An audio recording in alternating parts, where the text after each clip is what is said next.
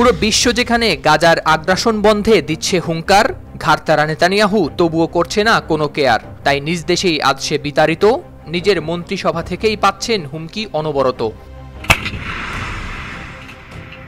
ইসরায়েলের যুদ্ধকালীন মন্ত্রিসভার সদস্য বেনি গ্যান্টোস দেশের সরকারকে বেঁধে দিয়েছেন সময়, গাজা যুদ্ধের পরবর্তী পরিকল্পনা যেন দ্রুত নেওয়া হয়। আগামী ৮ জুনের মধ্যে দিতে হবে পরিকল্পনা, নয়তো তিনিও সরকারের সমর্থনে আর থাকবেন না।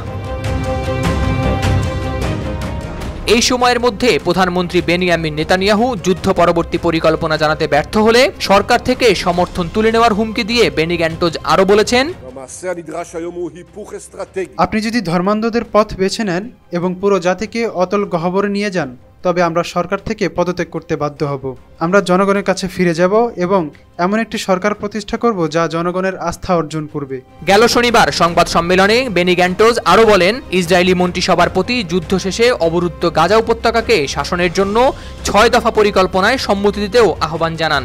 ইসরায়েলের সাবেক এই প্রতিরক্ষা মন্ত্রী আরও বলেন, যদি তার চাওয়া পূরণ করা না হয় তাহলে তিনি গত বছর গাজা যুদ্ধের তদারকির জন্য গঠন করা যুদ্ধকালীন জরুরি ঐক্যের সরকার থেকে তুলে নেবেন নিজের মধ্যপন্থী দলের সমর্থন।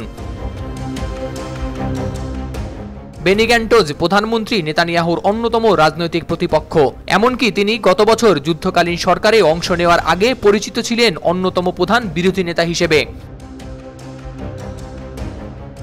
সাবেক এই প্রতিরক্ষা মন্ত্রী আরও দাবি করেছেন যে ইসরায়েলের যুদ্ধকালীন মন্ত্রিসভার সদস্যের মধ্যে ঐক্য ভেঙে পড়েছে। তিনি আরও অভিযোগ করেন যে কিছু রাজনীতিবিদ কাপুরুষতা এবং দায়িত্বজ্ঞানহীন কাজ করেছেন।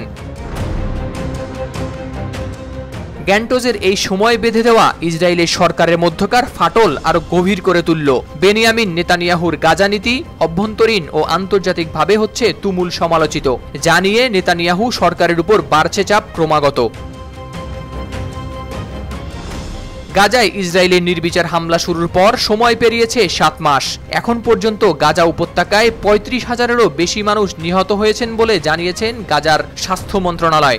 অন্যদিকে গাজা উপত্যকা জুড়ে হামাসের হাতে এখনও রয়েছে শতাধিক ইসরায়েলি জিম্মি। হাওলাদার শামীম, RTV।